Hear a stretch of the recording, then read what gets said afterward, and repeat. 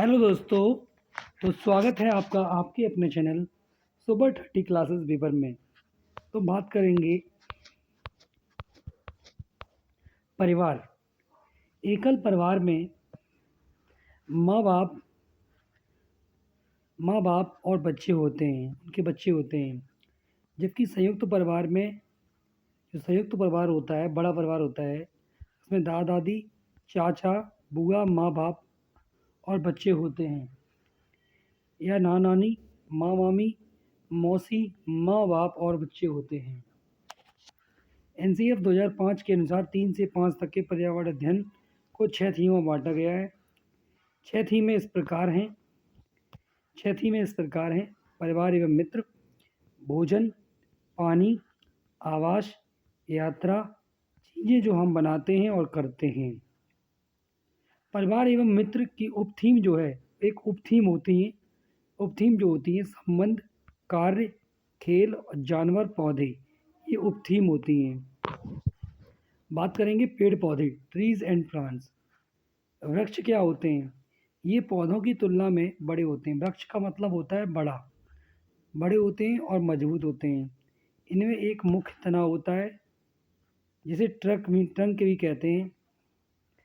इनमें शाखाएं भूमि से अधिक ऊंचाई पर तने के ऊपरी भाग से निकलती हैं। इसके उदाहरण हैं नीम, आम, बरगद, जामुन, कटहल आदि। झाड़ी, झाड़ी क्या होती है? ये मध्यम आकार के पौधे होते हैं। झाड़ियों के पास एक केंद्रीय तना नहीं होता। इनमें शाखाएं तने के आधार के पास यानी भूमि के पास से निकलती हैं। इसकी कई शाखाएं होती हैं जो जमीन के करीब होती है। इसके उदाहरण हैं गुलाब, मेहंदी, गुड़हल, नींबू, धनिया, बोगनविलिया और नागफनी। साग क्या होता है? साग, इनका आकार छोटा होता है। इनका तना कोमल और हरा होता है। इनमें अधिक शाखाएं नहीं होती हैं। इसके उदाहरण जो हैं पालक है, सरसों है, गेहूं है, पुदीना है, धान आदि। घास, घास क्या होते हैं? घास, घास का पौधा जितना जमीन के ऊपर होता है उससे कई ज़्यादा जमीन के अंदर फैला हुआ होता है। घास की जड़ें मजबूत होती हैं और उन्हें खुरपी से खोदकर निकाला जा सकता है। पौधे के कुछ अन्य प्रकार हैं। कौन कौन से हैं? बिसर्पी लताएं हैं, क्रीपर्स प्लांट्स हैं, जिन पौधों का तना काफ़ी कमज़ोर होता है और वे सीधे खड़े नहीं रह पाते हैं, ज़मीन पर ही फैल जाते हैं, उन्हें बिसर्पी लता कहते हैं। उदाहरण कद्दू, खरबूजा, लौकी, तरबूज, शकरकंदी आदि। हरोई लता क्या होती है? क्लम्बर प्लांट्स। ये वो पौधे होते हैं जिनका तना कमज़ोर होता है, लेकिन ये किसी पेड़ या अन्य चीज़ का सहारा लेकर ऊपर चढ़ जाते हैं। इसके उदाहरण हैं मटर, खीरा, अंगूर, करेला, मनी प्लांट आदि। पौधे की संरचना की बात करेंगे। तना, तना क्या होता है? तने पर शाखाएं, पत्तियां, फूल, फल लगते हैं और जल तने में ऊपर की ओर चढ़ता है। तना जल एवं खनिज को पत्ती तथा पौधे के अन्य भागों तक पहुंचाता है। जल में घुले हुए खनिज भी जल के साथ तने के ऊपर की ओर चढ़ते हैं। तने जिस बिंदु से कोई शाखा या पत्ती निकलती है उसे नोड कहते हैं। पत्ती क्या होती है? लीफ, पत्ती का वह भाग जिसके द्वारा वह तने से जुड़ी होती है पर्णतंतु कहलाता है। पत्ती के चपटे हरे भाग को फलक कहते हैं। पत्ती रेखित संरचनाओं को सिरा कहते हैं। पत्ती के बीच में एक मोटी सिरा होती है जिसे मध्य सिरा कहते हैं। पत्तियों में सिराओं द्वारा बनाए गए डिजाइन को सिरा विन्यास कहते हैं। अगर डिजाइन मध्य सिरा के दोनों ओर जाल जैसा दिखाई देता है तो यह सिरा विन्यास जालिका रूपी कहलाता है। तुलसी, धनिया, गुड़हल पत्तियां में सिरा विन्यास जालिका रूपी होता है। जल की बूंदें जल की बूंदें जल की बूंदें पत्ती से जल वाष्प के रूप में निकलती हैं। इस क्रिया को बाष्पोत्सर्जन कहते हैं। बाष्पोत्सर्जन के जरिए पौधे बड़ी मात्रा में जल को वायुमंडल में छोड़ते हैं। पत्ती जल का उपयोग अपना भोजन बनाने के लिए करती है। पत्तियों से जल की कुछ मात्रा कमी बाष्पोत्सर्जन द्वारा होती है। पत्ती में मंड स्टार्च पाया जाता है। कच्चे आलू में भी मंड उपस्थित होता है। जड़ क्या होती है? जड़ें मिट्टी से जल का अवशोषण करती हैं। जड़ पौधों को मिट्टी में जमाए रखती हैं। गाजर, मूली, शकरकंद, शलजम, टपियोका आदि जड़ें होती हैं जिन्हें हम खा सकते हैं। जड़ें दो प्रकार की होती हैं। नंबर एक, मूसलाधार जड़ जिसे टैप रूट्स कहते हैं। कुछ पौधों की एक मुख्य जड़ होती है और उससे कई अन्य जड़ें निकलती हैं। इस प्रकार की जड़ मूसलाधार जड़ कहते हैं। मूसलाधार जड़ जमीन में अधिक गहराई तक जाती हैं। इसके उदाहरण हैं चना, चुकंदर, मटर, मूली, गाजर, अंगूर, आम, सरसों आदि। रेशेदार जड़ें क्या होती हैं? झकड़ा जड़ कहते हैं इन्हें। इस प्रकार की जड़ तने के आधार से निकलती हैं। इस प्रकार की जड़ें जमीन में अधिक गहराई तक नहीं जाती। ये जमीन में चारों तरफ फैल जाती हैं। इसके उदाहरण धान, गेहूँ, मक्का, प्याज आदि हैं। यदि पौधे की पत्तियों का शिराविन्यास जलका रूपी हो तो पौधे की जड़ें मूसलाधार होंगी। इस शिराविन्यास समांतर हो तो जड़ें रेशेदार होंगी। पुष्प फूल की बात करते हैं तो फूल पौधे के प्रजनन अंग होते हैं। पुष्प दो प्रकार के होते हैं, एक लिंगी पुष्प, उभयलिंगी पुष्प। एक लिंगी पुष्प वह पुष्प होता है जिनमें केवल एक पुंकेसर प्रजनन अंग होता है और संरचना होती है। जैसे उदाहरण हैं पपीता, खजूर, मक्का, तरबूज, साइकस।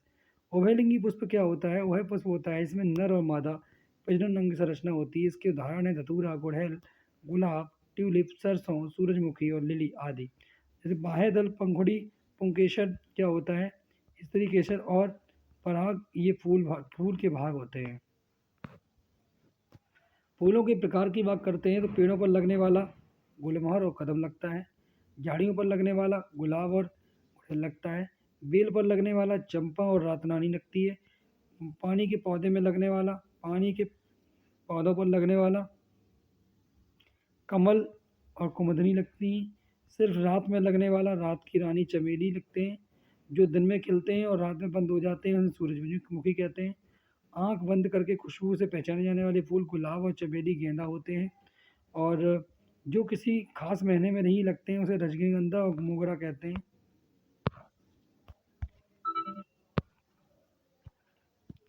जो साल भर खिलते हैं उन्हें गुलाब, गुड़हल कहते हैं। ऐसे पेड़ पौधे भी हैं जिन पर फूल कभी नहीं आते हैं, इन्हें मनी प्लांट कहते हैं। दवाइयों में इस्तेमाल होने वाले फूल गुलाब और गुड़हल होते हैं। जिन फूल से रंग भी बनाए जाते हैं उन्हें गुलदावरी, जीनिया और गेंदा कहते हैं। नेक्स्ट हम बात करेंगे, गुड़हल है ये गुड़हल का फूल है, ये गुलाब का है और ये सूरजमुखी का है, ये गेंदा का है, ये चंपा का है और ये चमेली का है। ये तुलसी है, ये रात की रानी है, ये गुलदाउदी है। बात करेंगे जलीय पौधा। जलीय पौधों का तना खोखला और हल्का होता है। ऐसे तने के कारण पौधा पानी में आसानी से तैर लेता है। जलीय पौधों में जड़ें आकार में बहुत छोटी होती हैं एवं उनके मुख्य कार्य पौधों की तलहटी में जमाए रखना होता है। कमल, जलकुंभी जलीय पौधों के उदाहरण हैं। बात करेंगे उष्णकटिबंधीय वर्षा वन। उष्णकटिबंधीय वर्षा, ट्रॉपिकल रेन फॉरेस्ट, उष्णकटिबंधीय वर्षा वन ऐसे क्षेत्रों में पाए जाते हैं जहाँ अधिक वर्षा होती है। भारत में उष्णकटिबंधीय वन पूर्वी हिमालय, पूर्वोत्तर राज्य, असम, अरुणाचल प्रदेश, नागालैंड, मेघालय, मणिपुर, मिजोरम, त्रिपुरा आदि में, पश्चिमी घाट में, नीलगिरी, तमिलनाडु, केरल, कर्नाटक, दक्षिणी अंडमान निकोबार में पाए जाते हैं। उष्णकटिबंधीय वर्षा वन जैव विविधता वाली की अधिकता अधिक होती है। यह विविधता की अधिकता अधिक होती है। बात करते हैं बायोडाइवर्सिटी। जैव विविधता को अंग्रेजी में बायोडाइवर्सिटी कहते हैं। ये दो शब्द से मिलकर बना होता है, बायो और डाइवर्सिटी। डाइवर्सिटी का अर्थ होता है लिविंग जीवित वस्तुएं, तथा डाइवर्सिटी का अर्थ होता है डिफरेंट स्पीसीज, विभिन्न प्रजातियां, अर्थात जीवों की विभिन्न प्रजातियों का एक ही स्थान पर पाया जाना जैव विविधता कहलाता है। ठीक है, जैव विविधता कहलाता है। जैव विविधता शब्द का सर्वप्रथम प्रयोग सन 1985 में W.G. रोजर ने किया था। संयुक्त राष्ट्र संघ द्वारा 22 मई को जैव विविधता दिवस मनाया जाता है। भारतीय संसद द्वारा जैव विविधता अधिनियम 11 दिसंबर 2002 को पारित किया गया था। भारत को 10 जैव भौगोलिक क्षेत्रों में बांटा गया है। बात करते हैं ट्रांस हिमालय, मलय क्षेत्र, मरुस्थल, पश्चिमी घाट, अर्धशुष्क क्षेत्र, दक्कन का प्रायद्वीप क्षेत्र, उत्तरी पूर्वी क्षेत्र, गंगा का मैदान और द्वीपीय क्षेत्र। बात करते हैं नेक्स्ट, तटीय क्षेत्र। बात करेंगे जैव विविधता तत्व स्थल कौन कौन से हैं। वर्तमान में विश्व में 36 हॉटस्पॉट्स की पहचान की गई है जिनका विस्तार विश्व का 2.4 क्षेत्रफल पर है। विश्व में चिन्हित 36 हॉटस्पॉट में से 4 भारत में स्थित हैं। कौन कौन से? विश्व के फिर कुछ बायोडायवर्सिटी हॉटस्पॉट अंटार्कटिका वन, पूर्वी मलेशियाई द्वीपीय समूह, दक्षिणी पश्चिमी चीन के पर्वत, मेडागास्कर द्वीप समूह, मध्य अमेरिका, कोलंबिया चोको, मध्य चिली, पूर्वी हिमालय, पश्चिमी घाट, श्रीलंका और इंडो बर्मा आदि। बात करेंगे भारत के प्रमुख हॉटस्पॉट क्षेत्र कौन है? इंडो बर्मा, हिमालय क्षेत्र, पश्चिमी घाट, स्विट्जरलैंड। बात करेंगे कुछ अन्य महत्वपूर्ण बिंदु हैं कौन कौन से? सबसे लंबा जीवित वृक्ष कौन सा है? सिकुआ है। किस प्रजाति को विलुप्त माना जाता है जब वह अपने प्राकृतिक आवास में देखी नहीं गई हो 50 वर्ष से? सर्वाधिक जैव विविधता पाई जाती है उष्णकटिबंधीय वर्षा वनों में, शांत घाटी केरल में। प्राणियों और पादपों की जातियों में अधिकतम विविधता पाई जाती है उष्णकटिबंधीय के आर्द्र वनों में। फूलों का घाटी कहाँ पे? उत्तराखंड में। वेटलैंड दिवस मनाया जाता है 2 फरवरी को। और रामसर सम्मेलन संरक्षण अधिनियम संरक्षण संबंधित है नम भूमि से। नेक्स्ट हम बात करेंगे भारत की सबसे बड़ी अंतर्देशीय लवणीय आर्द्रभूमि कहाँ पे है? गुजरात में। बात करते हैं बीज की। बीज सीड्स की बात करेंगे। बीजों को प्राचीन समय में सूखी लौकी में रखकर उस पर मिट्टी का लेप कर देते थे और नीम की पत्तियां इन्हें कीड़ों से बचाती थी। ठीक है। पौधे स्वयं भी अपने बीजों को दूर फेंक देते हैं और कपड़ों में चिपककर पानी के जरिए भी ये दूसरी जगह पहुंच जाते हैं। सोयाबीन की फलियां पककर फट जाती हैं और उसमें से बीज बाहर निकल आ जाते हैं। काली मिर्च, सौंफ, गेहूं आदि बीज होते हैं। नाशपाती, भिंडी, करेला, खीरा, टमाटर, चीकू आदि में बीज होता है। मिट्टी में गोबर मिलाने से मिट्टी में कीड़ा नहीं लगता है। कपड़े में बंधा हुआ बीज पानी में भिगोए गए बीज की तुलना में जल्दी अंकुरित स्फोट हो जाता है क्योंकि कपड़े में बीज सांस लेने में सक्षम है। यदि बीज को कपड़े में बांध दिया जाए और उनमें से आधे अंकुरित हो जाएं और आधे नहीं तो इसका कारण होता है बीज क्षतिग्रस्त थे, बीज बीच में टूट गए थे, बीच में कीड़े लग चुके थे। चावल, गेहूं, ओट्स ये सभी अनाज हैं और इनका प्रवर्धन बीजों द्वारा होता है। इनके बीजों को सीधे मिट्टी में बोया जाता है। बीजों का अंकुरण की अगर मैं बात करता हूँ तो बीजों के अंकुरण की बात करता हूँ तो सीड जनरेशन उस प्रक्रिया को कहते हैं जिसमें बीज एक पौधे में बदलने लगता है। इसमें अंकुरण की क्रिया के समय एक छोटा पौधा बीज से निकलने लगता है। यह मुख्य रूप से तब होता है जब बीज को आवश्यक पदार्थ और वातावरण मिल जाता है।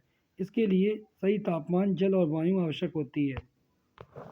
सूर्य का प्रकाश हर बीज का अंकुरण के लिए अनिवार्य नहीं है, लेकिन कुछ बीज सूर्य के प्रकाश के बिना ही अंकुरित नहीं होते हैं। बिना बीजों के उगने वाले पौधे। बिना बीज के उगने वाले कौन कौन से पौधे होते हैं? बिना बीज के उगने वाले पौधे वे होते हैं जिनमें बीज नहीं होते हैं या जिन्हें अन्य विधियों से द्वारा प्रजनन कराया जाता है। जैसे इसके उदाहरण कौन कौन से हैं? इसमें कुछ उदाहरण है। एलोवेरा, इस पौधे को पत्तियों की कटिंग से उगाया जाता है। मनी प्लांट्स, इस पौधे को स्टेम की कटिंग से उगाया जाता है। स्नेक प्लांट, इस पौधे को पत्तियों की कटिंग से उगाया जाता है। पथरचटा, इस पौधे को पत्तियों की कलम से उगाया जाता है।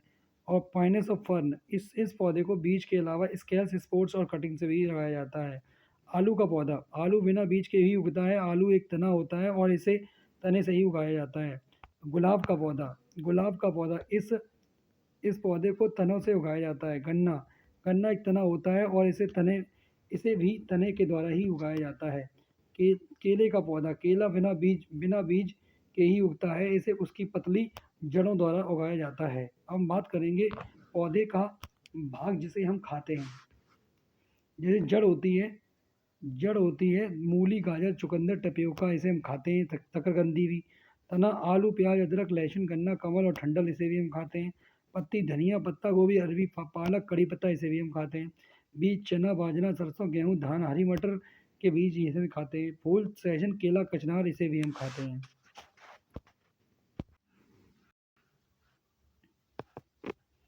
बात करते हैं परागण की, पॉलिनेशन की। एक पौधे के परागकोश से पौधे के बतगाग तक पराग का स्थानांतरण है जो बाद में निषेचन, फर्टिलाइजेशन और बीजों के उत्पादन प्रोडक्शन में सक्षम बनाता है, जो किसी वाहक जैसे वायु, जल या पशुओं द्वारा संपन्न होता है, परागण कहलाता है। परागण के प्रमुख प्रकार हैं, कौन कौन से हैं? नंबर एक है स्वपरागण। स्वपरागण क्या होता है? सेल्फ मॉलिनेशन। जब एक फूल के परागण उसी फूल के वर्तिकाग्र पर स्थानांतरित होते हैं तो उसे स्वपरागण कहा जाता है। सामान्यतः स्वपरागण द्विलिंगी पुष्प में होता है, द्विलिंगी पुष्प में होता है। पराग पर परागण। पर परागण क्या होता है? Cross pollination. जब एक फूल के परागण किसी अन्य फूल के वर्तिकाग्र पर स्थानांतरित होते हैं तो इसे परागण कहा जाता है। परागण की कमी से पौधे में होने वाले नुकसान कौन कौन से होते हैं? परागण की कमी से पौधों में फूल का झड़ना, फलों का सही समय पर ना पकना, फलों को पकने से पहले झड़ जाना, फलों में मिठास की कमी और आदि समस्याएं आ जाती हैं। पर परागण क्या होता है? पर परागण क्रॉस पॉलिनेशन क्या होता है?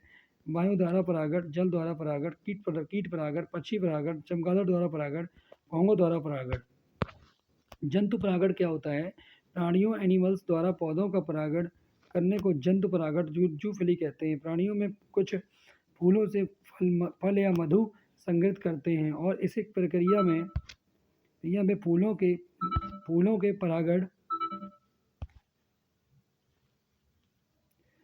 के परागण को अपने शरीर पर लेकर एक दूसरे फूलों पर छोड़ते हैं। दोबारा पढ़ते हैं इसे। जंतु परागण क्या होता है कि प्राणियों एनिमल्स द्वारा पौधों का परागण करने को जंतु परागण जूफिली कहते हैं। प्राणियों में से कुछ फूलों से फल या मधु संग्रहित करते हैं और इस प्रक्रिया में वे फूलों के परागणों को अपने शरीर पर लेकर दूसरे फूलों पर छोड़ देते हैं।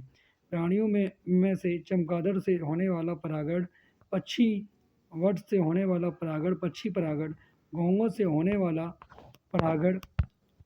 परागण मेलेकोफिली, कीटों से होने वाला परागण एंटोमोफिली कीट परागण और मछलियों से होने वाला परागण मत्स्य परागण आदि कहलाते हैं।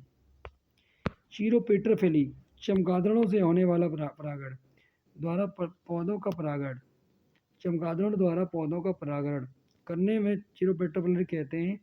और चमगादड़ कई पौधों के महत्वपूर्ण परागकोश हैं। विशेषकर उष्णकटिबंधीय और उपोष्णकटिबंधीय क्षेत्रों में वे पुष्पों में मधु और पराग का सेवन करते हैं, जो सामान्यतः बड़े सफ़ेद या हल्के रंग के, सुगंधित और रात में खिले होते हैं। बात करेंगे पक्षी परागण, ऑर्निथोफिली। पक्षी परागण, पक्षियों द्वारा पौधों का परागण करने को ऑर्निथोफिली पक्षी परागण कहते हैं।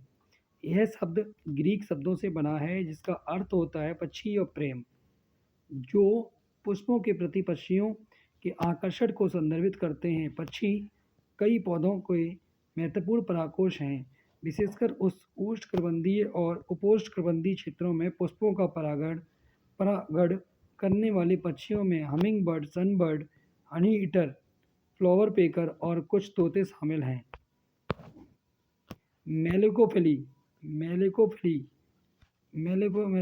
में क्या है? घोंघों द्वारा पौधों का परागण पॉलिनेशन करने को मेलेकोफिली कहते हैं। घोंघे कुछ पौधों के दुर्लभ परागकोश हैं। विशेषकर नमीले आवासों में वे पुष्पों के मधु और कभी कभी पराग का सेवन करते हैं। पुष्पों का परागण करने वाले घोंघे में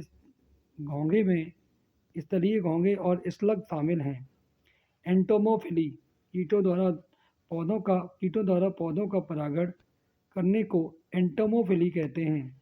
पुष्पों का परागण करने वाले कीटों में मधुमक्खी, ततैया, तितली कीट, मक्खी, भृंग और चींटी शामिल हैं। पादपों में पारिस्थितिकी अनुकूलन।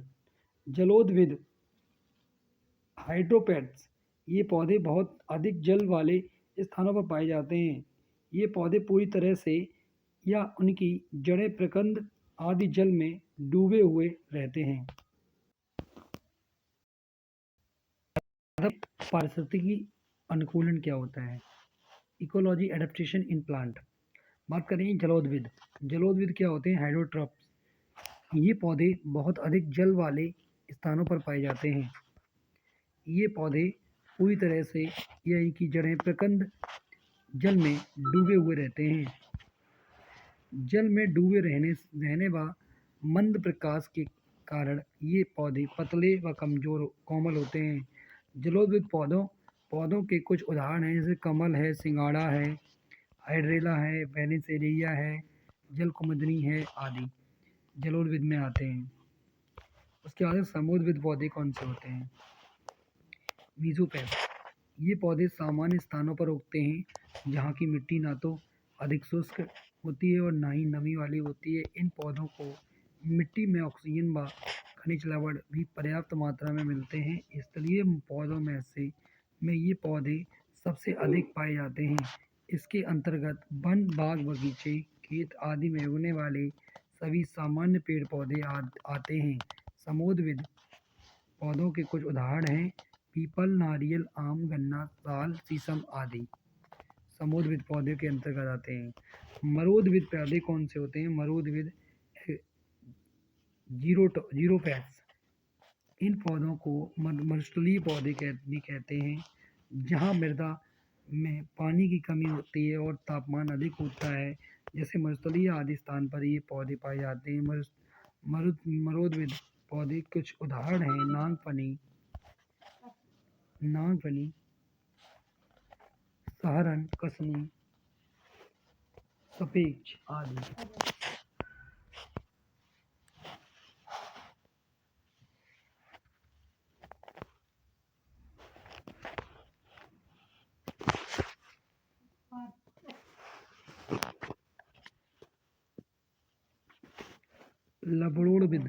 लवणोद्भिद पौधे, जिस मिट्टी में सोडियम क्लोराइड, मैग्नीशियम सल्फेट तथा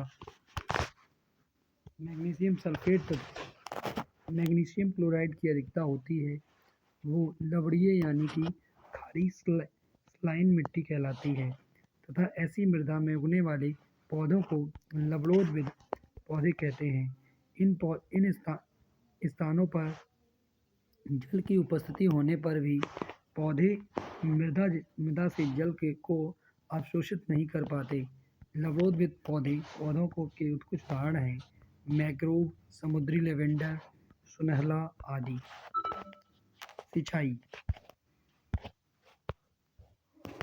सिंचाई इरिगेशन। पौधे के उपयुक्त वृद्धि एवं विकास के लिए जल देने की प्रक्रिया को सिंचाई कहते हैं। पौधे को जल की आवश्यकता हरे पौधों में उनके कुल वजन का लगभग 80% भाग पानी होता है। पौधे की जड़ें जलीय घोल के रूप में अपना भोजन लेती हैं। पौधों की सभी दैहिक क्रियाएं जल की सहायता से होती हैं।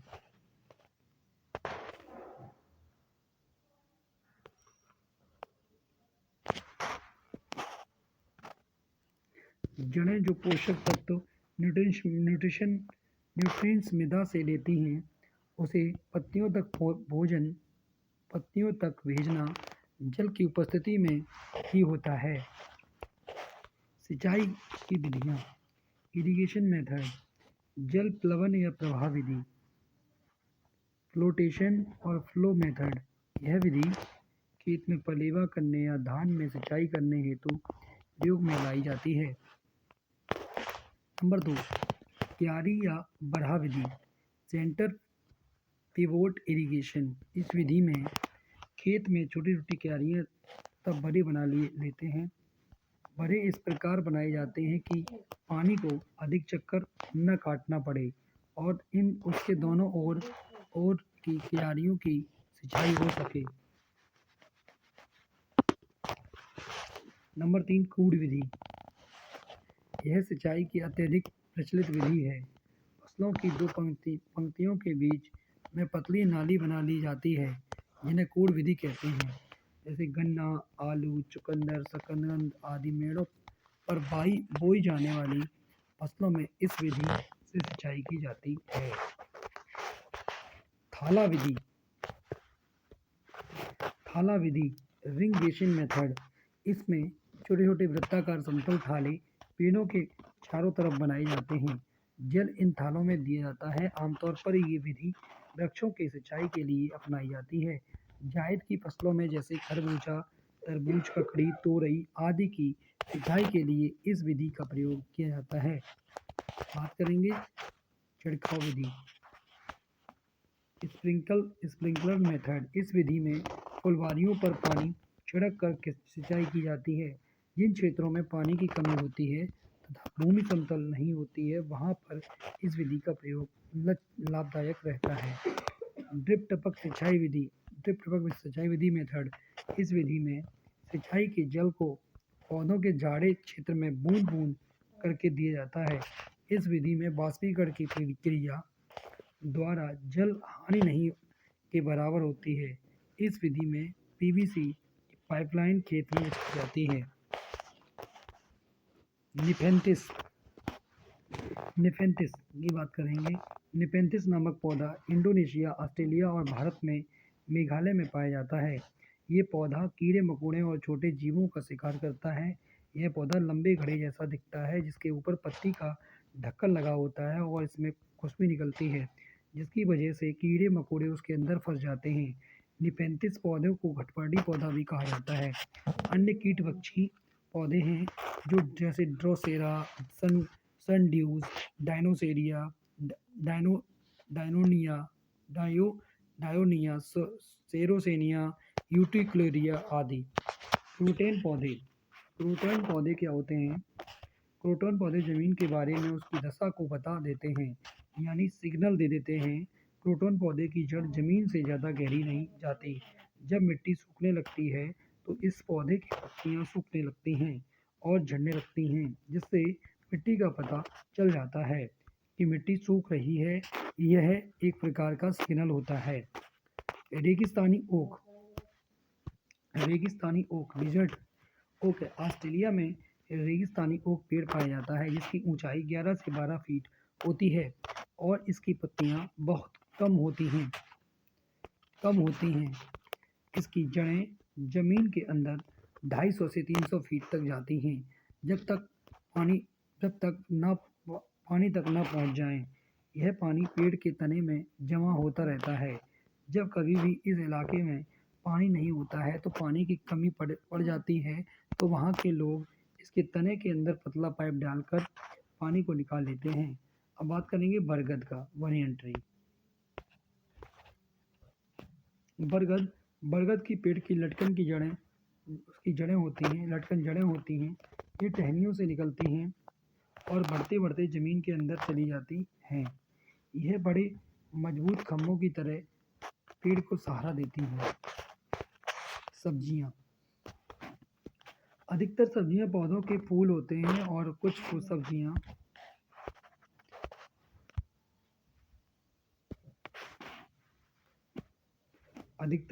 पौधों के फूल होते हैं और कुछ सब्जियां पौधों के फल भी होते हैं। लोहा, गुड़, आंवला और हरे पत्तेदार सब्जियों में मिलता है। विदेश से आने वाली सब्जियां, हरी मिर्च, टमाटर, आलू साउथ अमेरिका से आते हैं। गोभी और मटर यूरोप से आई और कॉफ़ी और बीज में भिंडी अफ्रीका से आई। सोयाबीन चीन से आई। पौधों का भाग जिसे हम खाते हैं, जड़ में मूली, गाजर, चुकंदर, टपियोका, शकरकंदी, तना में आलू, प्याज, अदरक, लहसुन, गन्ना, कमल, डंठल, पत्ती में धनिया, पत्ता गोभी, अरबी और पालक, कड़ी पत्ता, बीज में चना, बाजरा, सरसों, गेहूं, धान, हरी मटर के बीज, फूल में सहजन, केला, कचनार। जल्दी खराब होने वाले और कुछ दिनों तक रखे जा सकने वाले फल और सब्जियां। जल्दी खराब होने वाले कुछ दिनों तक रखे जा सकने वाले जल्दी खराब होने वाले पालक, केला, फूल गोभी, टमाटर, खीरा, अंगूर, बैगन जल्दी खराब हो जाते हैं। कुछ दिनों तक रखी जा सकने वाली लौकी, आलू, प्याज, नाशपाती, चीकू, अदरक, अनानास काफ़ी दिनों तक रख सकते हैं। सब इम्पोर्टेंट पॉइंट्स, जब जड़ें पौधे को सहारा देती हैं, जल तथा खनिजों को अवशोषित करती हैं। जिस मैदान में 1 टन बीज बोए जाते हैं उसे 1 टन जमीन बोलते हैं।